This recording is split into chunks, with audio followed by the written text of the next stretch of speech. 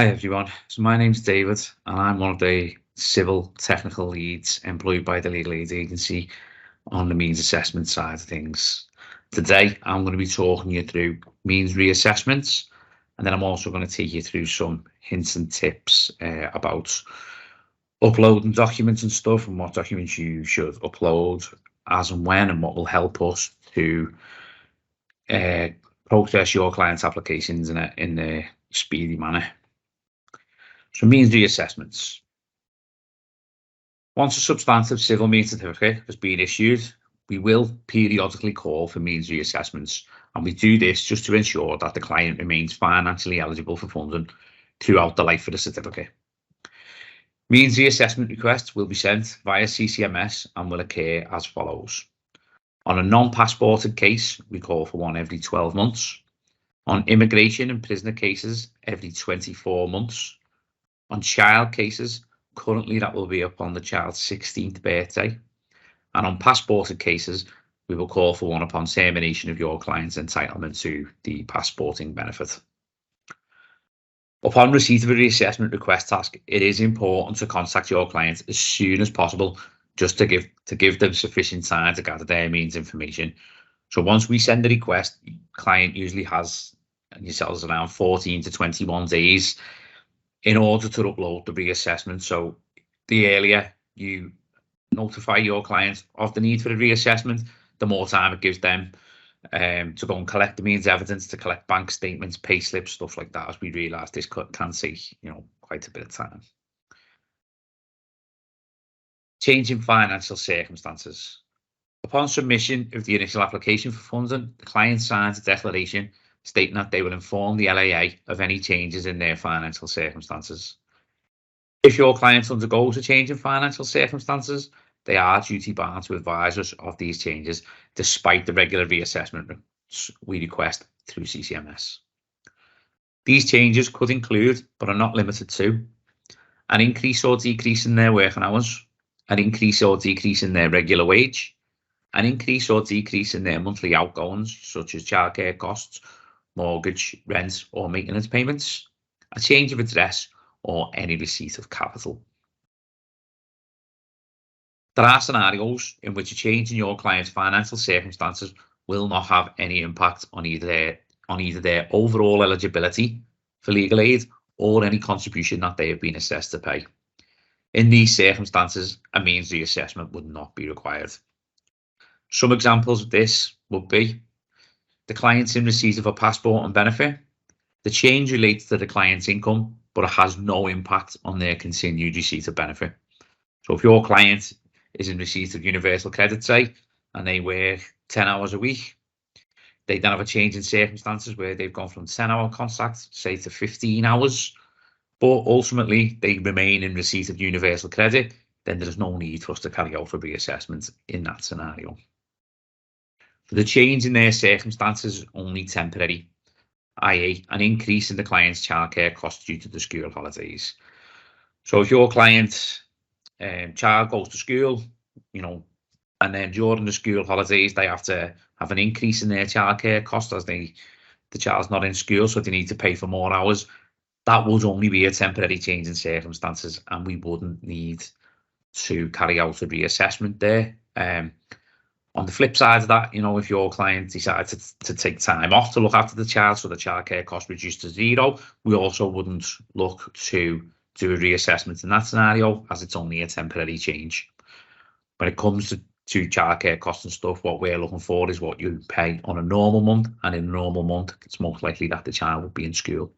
So you would only pay for the wraparound care. The change does not increase your client's disposable income by more than £25 per month, or decrease your client's disposable income by more than £60 per month.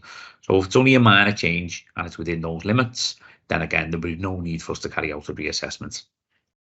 Or the change is to their capital, but they still have less than £3,000. So if your client on the initial assessment had around £800 capital, say, and then they received a backdated benefit payment or something of £1,500, but we usually would look to include this. But if the total capital is still less than £3,000, then there's no need for us to carry out a reassessment, as they will still qualify on a non-contributory basis. If your client's change is permanent though, and it exceeds the limits set out on the previous slide, then this should be communicated to the agency at the earliest opportunity. Failure to report a change in circumstances could lead to the discharge or revocation of your client's certificate. Contributions due following a reassessment. If your client was previously in receipt of legal aid on a non-contributory basis and following a reassessment is now required to make a contribution, they need to sign the offer acceptance form and make the required payment in order for their certificate to continue. If your client already had an offer to pay, then there is no need to re-accept the offer as they have already signed the offer form. We only need them to sign the offer form once. We don't need them to sign it each time there's a change in the contribution. They just need to accept the offer initially. So if they haven't had to accept an offer initially, they will need to. But if they have done on the initial assessment already accepted, then there's no need to go through that process again. If the contribution is increased since the last assessment, the increase will take place from the client's next payment. So if your client usually pays on the 30th of each month and we carry out the reassessment or we complete the reassessment on the 20th, then the next, and there's an increase, the increase will only take place from the 30th. So then the next payment date due after we've completed the reassessment. If the client's contribution is decreased, however, this decrease will be backdated to the date the change of circumstances was first reported to us. So now I'm going to talk to you about some hints and tips when it comes to assessing financial eligibility. CCMS notifications. Please could you check your CCMS notifications regularly? We send regular actions and notifications through CCMS. It's in your best interest to provide the information we have requested as soon as possible, as this will help assist us with our further considerations pertaining to your applications. So if you check your CCMS notifications regularly, you will receive our notifications and you will be able to pass them on to the client in a more timely manner. As I say, giving the client more time to collate the means information that they need, get it back to us in a timely manner, and allowing us to process the applications more quickly. We advise that you check your actions and notifications at least once a week. However, if you do submit quite a number of applications, then you might want to check this on a little bit of a more regular basis. Client is in receipt of an income passport and benefit. Before submitting applications where your client is in receipt of an income passport and benefit, please ensure you check carefully that your client is applying for legal aid in exactly the same name that they claim state benefits in, and that their national insurance number is correct.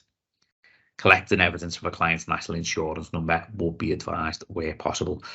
So what we tend to see quite often, or the number one reason why we either reject or request further information on an income passport and benefit claim, is because the DWP cannot verify that your client is in receipt of the benefit, and it's usually due to either the name perhaps being wrong. So your client may have applied for benefit in their married name and now they are no longer using the married name and have reverted back to the maiden name, and the legal aid application's in the maiden name.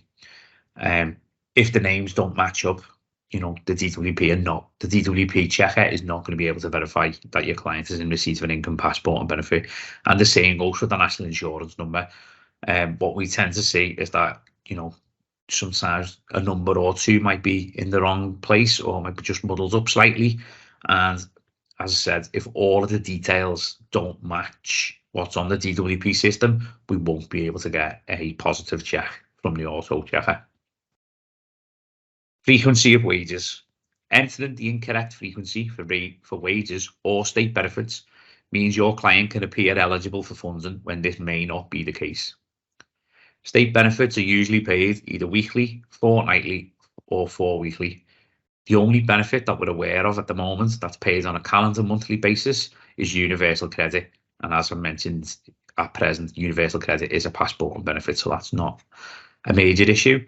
But if you, enter the frequency of the wage or the benefits wrong, it can show that the clients actually got less income coming in that they have, and that could, have an impact on their eligibility, especially if they're hovering around about the upper income limit.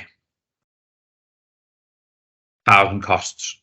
We require evidence of the current rent or mortgage liability and evidence of the payments made by the client. If the client pays board and lodgings, please provide a letter from the person the payments are made to, confirming the amount paid and how the payments are apportioned to rent, food, utilities, and other incidentals. What we see quite often is some people will either put 0 or they will not give a figure when it comes to food and utilities, or they might say that I pay my own food. Housing costs. We require evidence of the current rent and mortgage liability and evidence of the payments made by the client. If the client pays board and lodgings, please provide a letter from the person the payments are made to, confirming the amount paid and how the payments are apportioned to rent, food, utilities, and other incidentals. So what we tend to see quite often is that people will give a figure for board and lodgings of, say, £200 per month, but they don't apportion, or they don't tell us how this is apportioned. They might just come back and say this is all for accommodation costs, all only.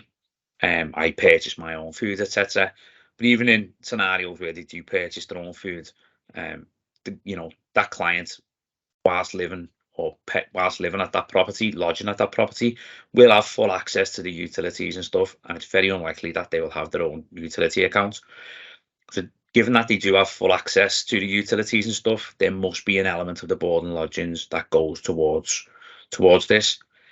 If your client just indicates 0 or doesn't give a figure at all, what will happen is the agency will make an assumption based on the payment that they make, and we will apportion that accordingly. So it could lead to us giving a lower deduction for board and lodgings than what the client actually pays in respect to their accommodation costs.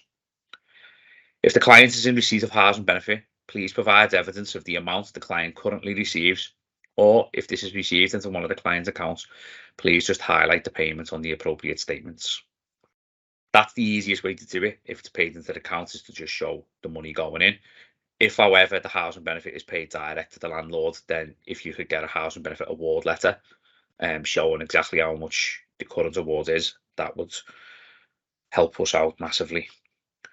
So when any applicable payments are made from your client's account, please highlight all the corresponding payments on the appropriate statements. So when it comes to the mortgage, we all know that has to be paid through a bank account. There's no way you can pay that in cash.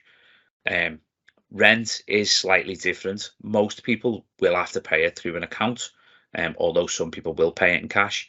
But if all of your clients' income goes through their account, then they should be able to demonstrate at least the cash withdrawals leaving the account to repay the rent.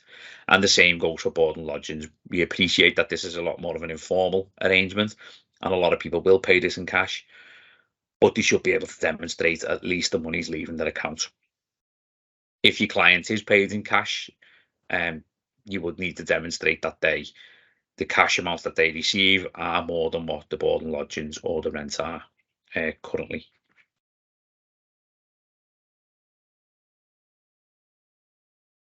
Childcare. A childcare deduction can be given when the client is absent from home for work or study.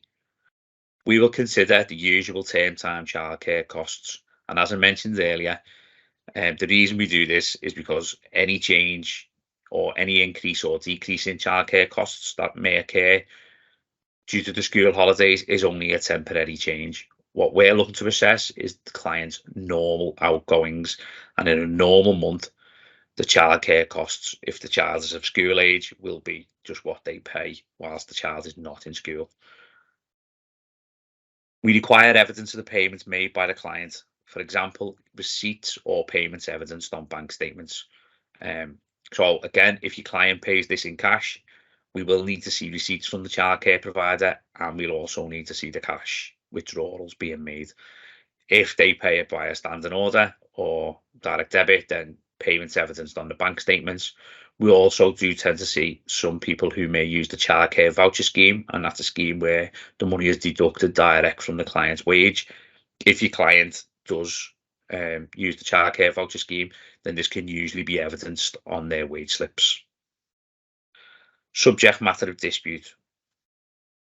When applying the SMOD allowance, please ensure that this is only applied to assets that are specifically under attack within the proceedings. It is not appropriate for any or all of the client's assets to be lumped together as SMOD. The test for whether an asset is SMOD is the same test as to whether that item is an issue for proceedings for statutory charge purposes. If the charge could not arise against the asset, it cannot be classed as SMOD.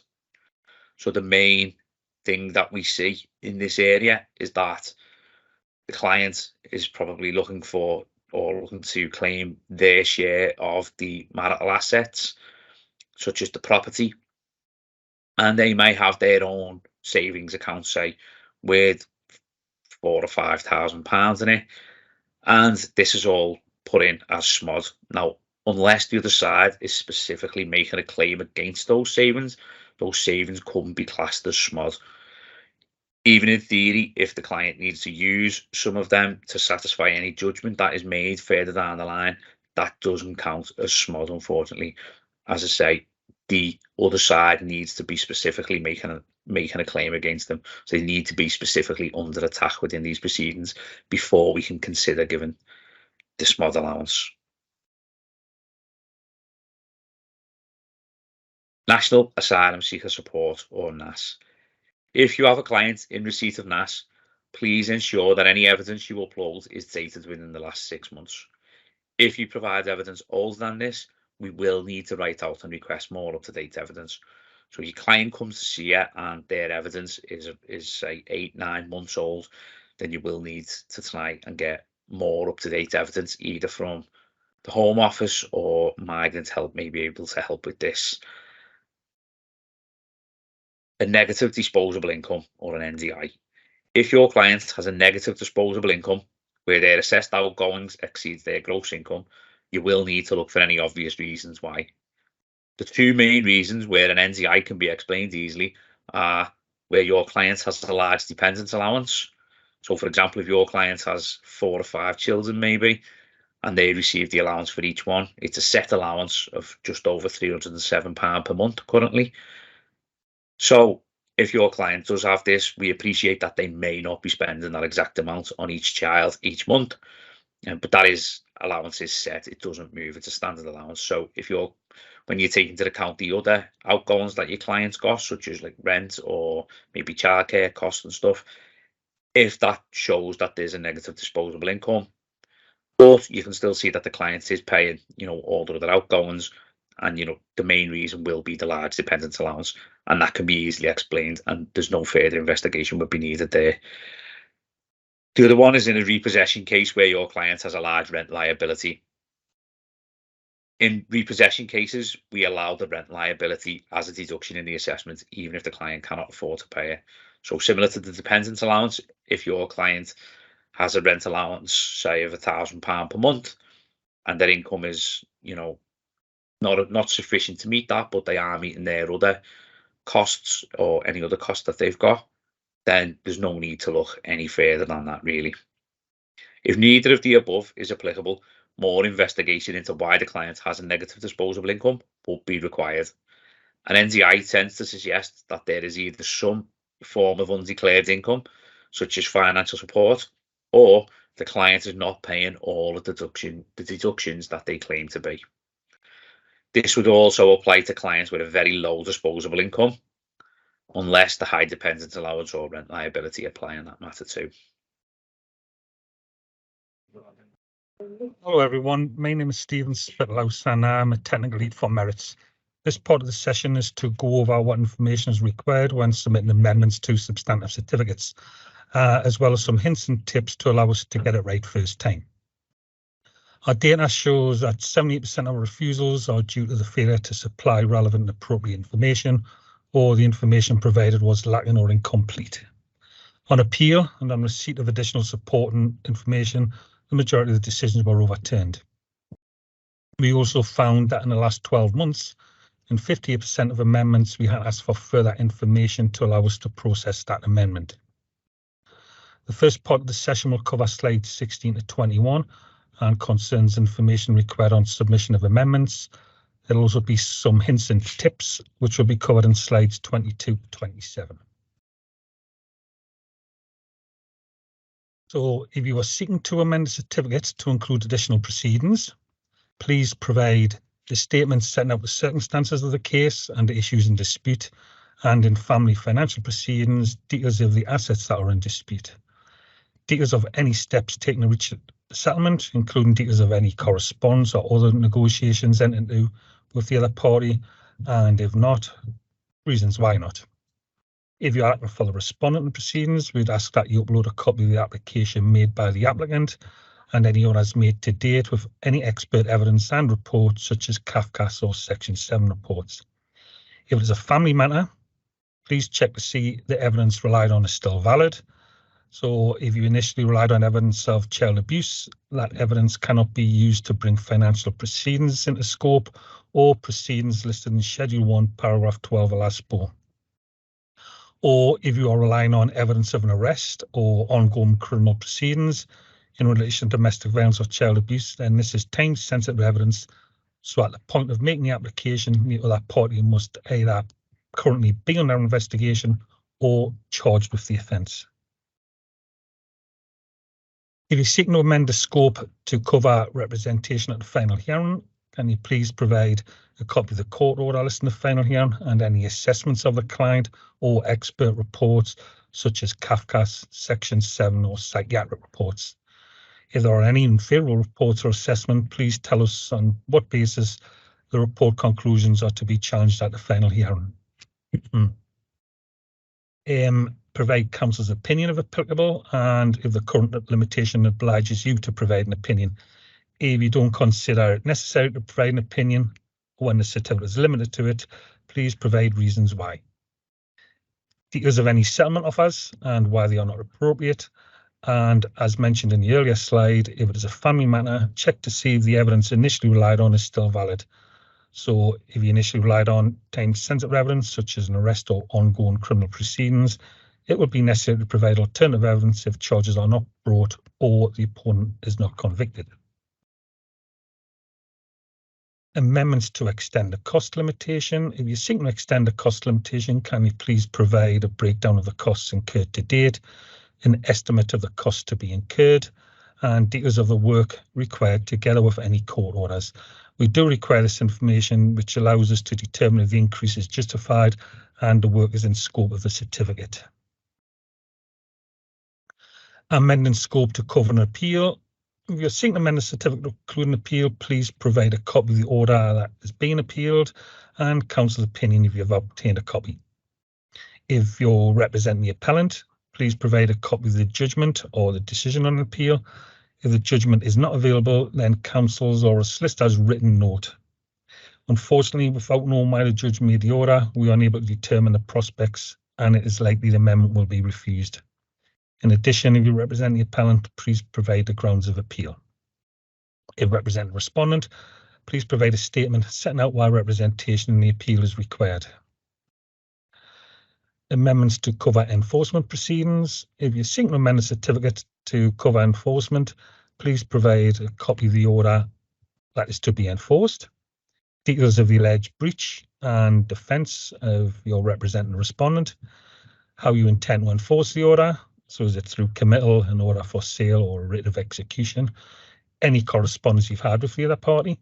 In family applications, any application to enforce should be made under the full representation level of service. Remember as well, when seeking amendment to co-enforcement proceedings, to select the relevant enforcement proceeding for the order that has been enforced. So, for example, if you're seeking to enforce a prohibited steps order, you would select prohibited steps order enforcement proceeding. Likewise, if you're seeking to enforce a possession order or defending, you select the proceeding possession enforcement. We will now move on to hints and tips, which are slides 22 to 27.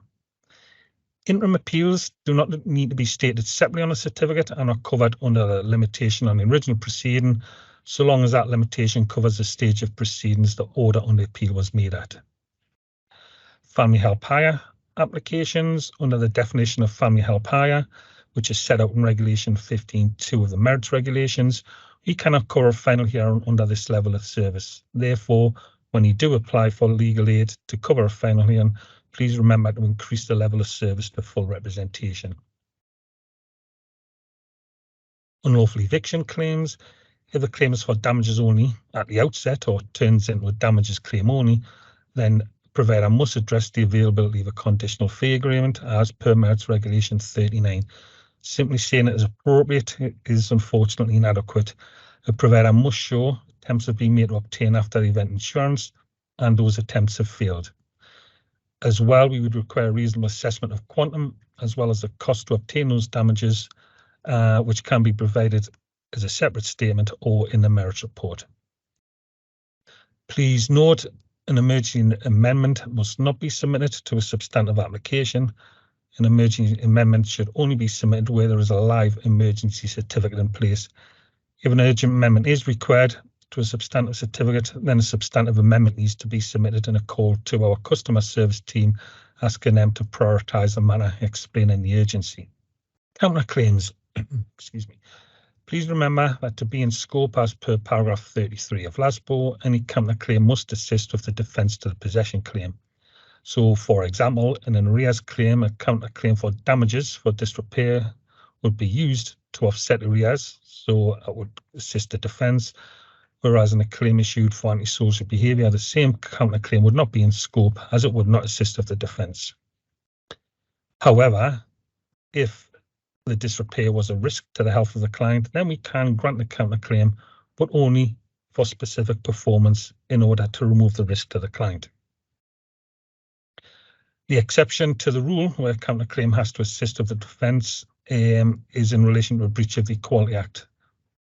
That is in scope regardless of the grounds for possession. However, if a client seeks damages, then as we would require a reasonable assessment of quantum, as well as the cost to obtain those damages in order for us to allow or to determine whether the relevant cost-benefit test is met. Committal proceedings in civil courts. In enforcement proceedings where the client is responding to a committal application for legal aid purposes, and although the application will be heard in the civil courts, they are considered to be criminal matters. So an application for criminal legal aid will have to be made to the crime team in Nottingham.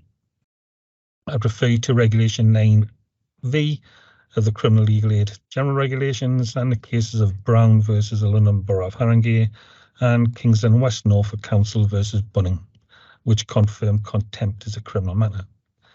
In order to apply to represent your client in the committal proceedings, so long as you have an LEA contract and the committal application arises within a relevant area of law that you had to hold a contract for, the contempt is deemed associated criminal legal aid under your civil contract. So, for example, if a client is defending a committal application for breach of appropriate steps order or breaching an injunction made under Part 1 of the Anti-Social Behaviour, Crime and Policing Act, and you hold the relevant contract, which in these cases would be family and residual respectively, then you can apply to represent a client in those committal proceedings. If you have access to the criminal portal, you submit the CRM 14A form and upload a copy of the committal application with that with the A form.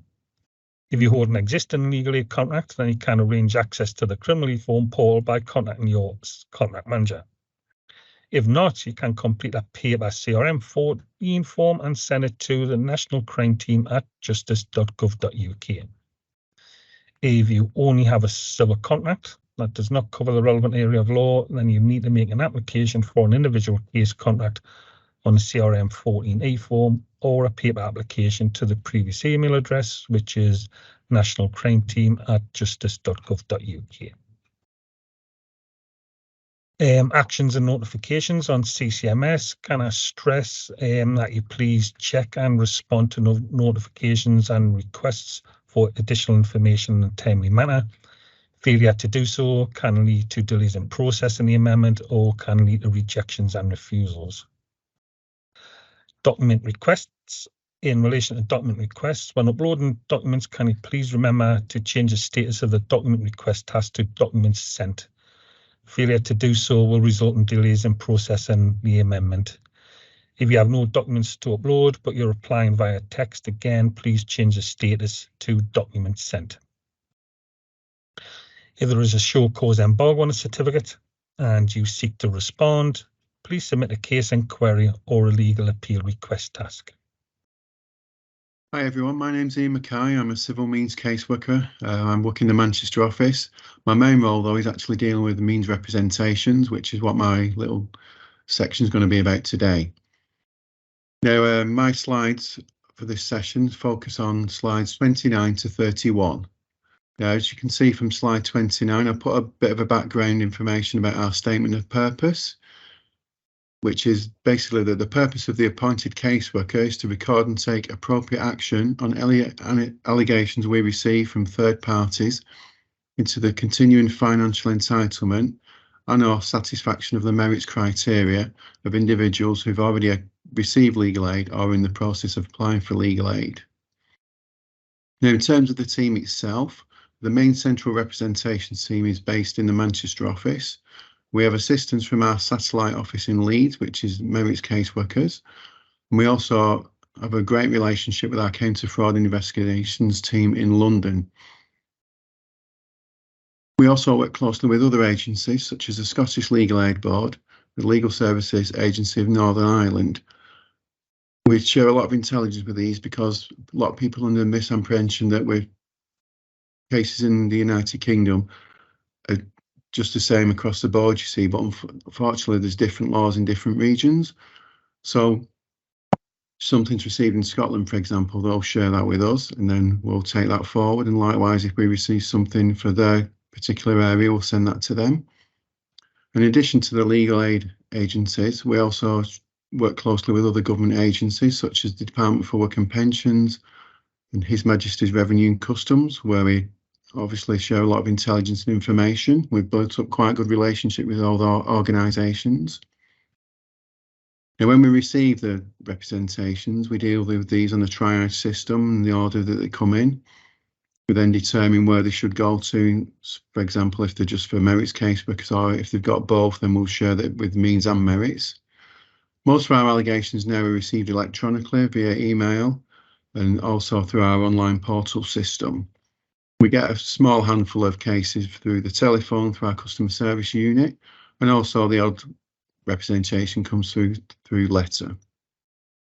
At the moment, the average intake for means reps is 53 pieces of correspondence per week, which equates to roughly 230 per month. So we've got quite a heavy workload, and it does seem to be actually increasing since that number was taken. Now, in terms of the main section, what I want to talk about is allegations received against your client. So, as my colleagues David and Stephen mentioned previously, if you have received representations from us about a client, it's imperative that you respond by the stipulated deadline and provide all of the information requested, even if you believe the allegations are malicious and the other person's just causing trouble. We still need that information, because if we're audited or the complaint escalates to MP level, head office level, then we have to show that we've taken this forward accordingly and considered all the information available, you see. So it's really, really imperative that we get the information. And sadly, too many cases are discharged or revoked due to non-cooperation with a representations request.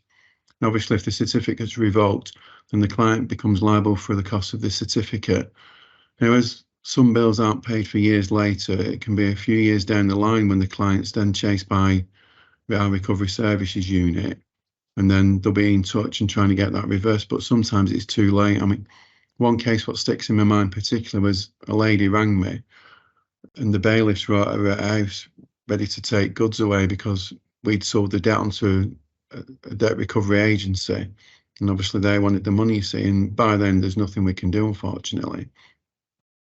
And as David touched on before, it can be the case still that clients can receive universal credit but still qualify. So even if an allegation is true and a client is working, for example, but if the DWP is still happy that the client gets universal credit, then we go along with that decision and the certificate continue then.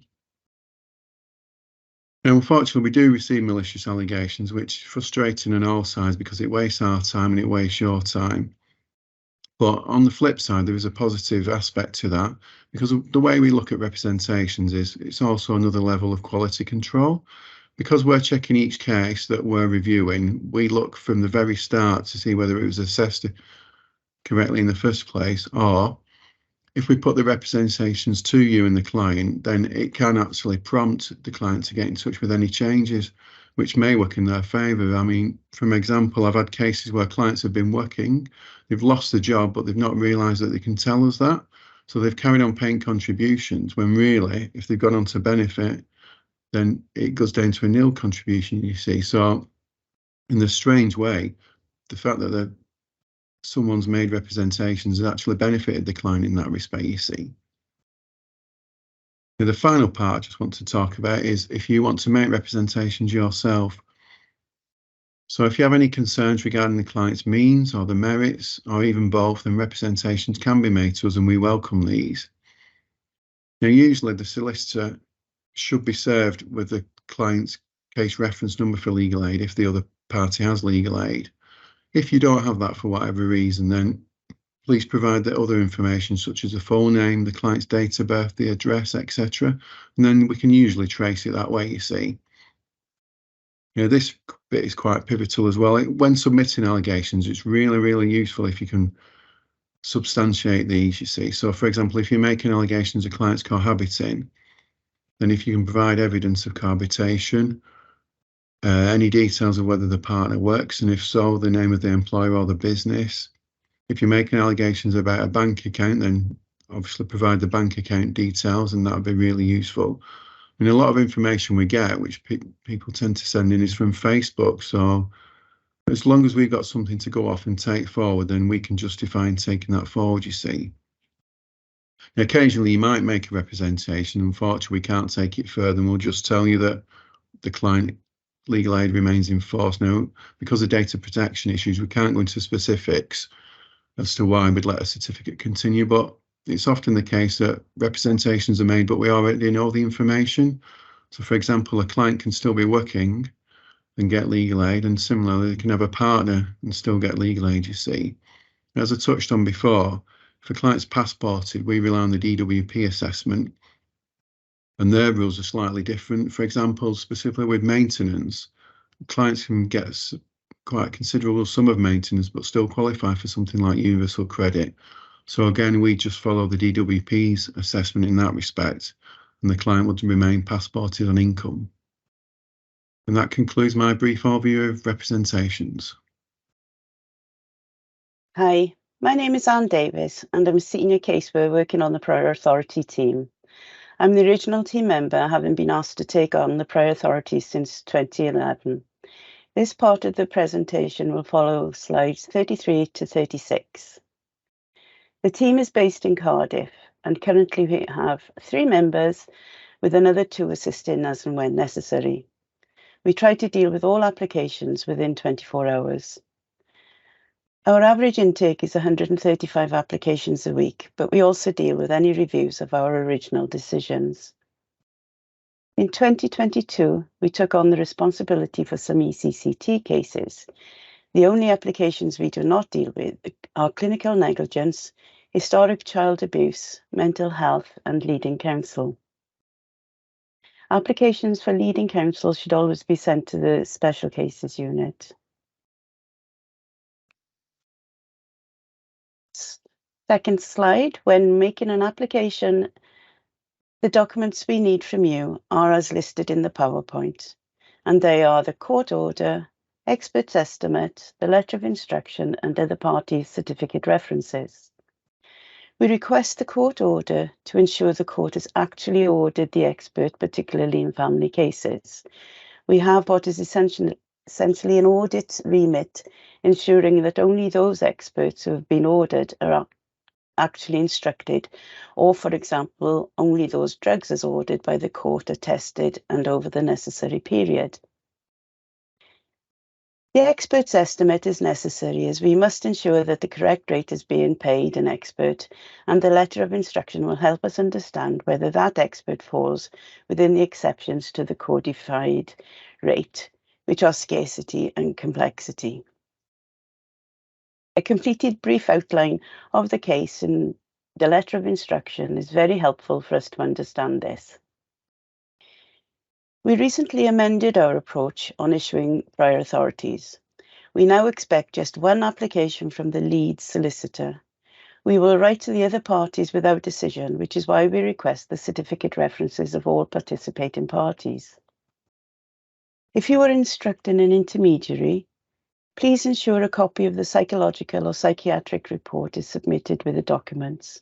We need to understand your client's level of functioning to consider the application.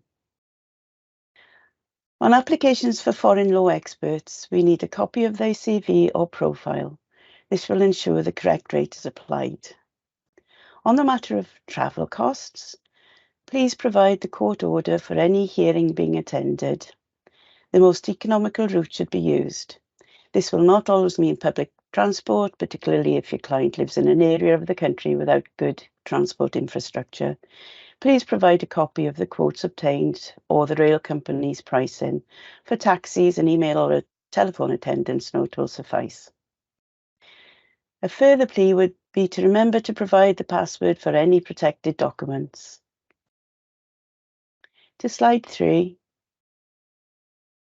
I'm going to run now through a few hints and tips when submitting a prior authority amendment. The first reminder is to pay close attention to the quick guide. There will be a link to the quick guide at the end of the presentation. When you come to the prior authority type drop-down list, you will need to select expert wherever possible, as selecting other expense can lead to the amendment dropping into the wrong queue, and this can cause delay. Most experts and expenses should be available in the experts list. So we should only advise selecting other experts where you can't find your chosen expert or expert in the experts list. When filling out the amount requested field, please enter your certificate's share of costs rather than the overall cost of the assessment. This should exclude VAT and travel costs, both of which will be considered on assessment. The quick guide is also annotated with a few other reminders as part of the step-by-step guide. We are currently working with digital to make sure it's up to date. So moving on to requests to review. There is no formal right to appeal a prior authority decision, but you can request an informal review. To request a review, you will need to submit a legal appeal request via CCMS. If the request is urgent, you can expedite by contacting the team via email. Our contact details will be at the end of the presentation. Please make sure the legal appeal request has been submitted via CCMS before contacting the team via email, as unfortunately, we can't accept requests to review sent via email only. Any request to review should be submitted by the lead solicitor, so this means the solicitor who made the initial prior authority request. If you receive prior authority via provider ad hoc notification transferred from another certificate, you will not be able to submit a request to review. The request will need to be submitted by the lead solicitor for the instruction. Should the decision be overturned or amended, a notification will be sent to all parties, informing them of the change to the prior authority. To finish off prior authority hints and tips, we have just a few general reminders. If your prior authority request appears retrospective because the court deadline has passed, caseworkers will send a document request to check whether the cost has been incurred to date. To avoid delay or an incorrect refusal, we recommend that you confirm on submission if the court deadline has been missed for some reason. You can either write this in the reason for request text box or confirm via the document request when uploading documents on submission. This will avoid an unnecessary document request and will get your prior authority amendment processed without delay. A question we get asked a fair bit is whether providers need to apply for prior authority every time they instruct an interpreter above the codified rate. It's only necessary to apply for prior authority once to instruct an interpreter above the codified rate. Once the team has given a decision in principle, further instruction of the same interpreter at the same hourly rate can be justified on assessment. When applying for prior authority because the expert has requested hours above the guideline, please make sure you apply for the total number of hours requested. For instance, if a radiologist is requesting 15 hours rather than the guideline 10 hours, the prior authority request should be 15 hours and not 5. Our final reminder is that as of May 2022, the hourly rate for an independent social worker is £35 rather than 33. Prior authority will only be required where an ISW is requesting a rate in excess of £35.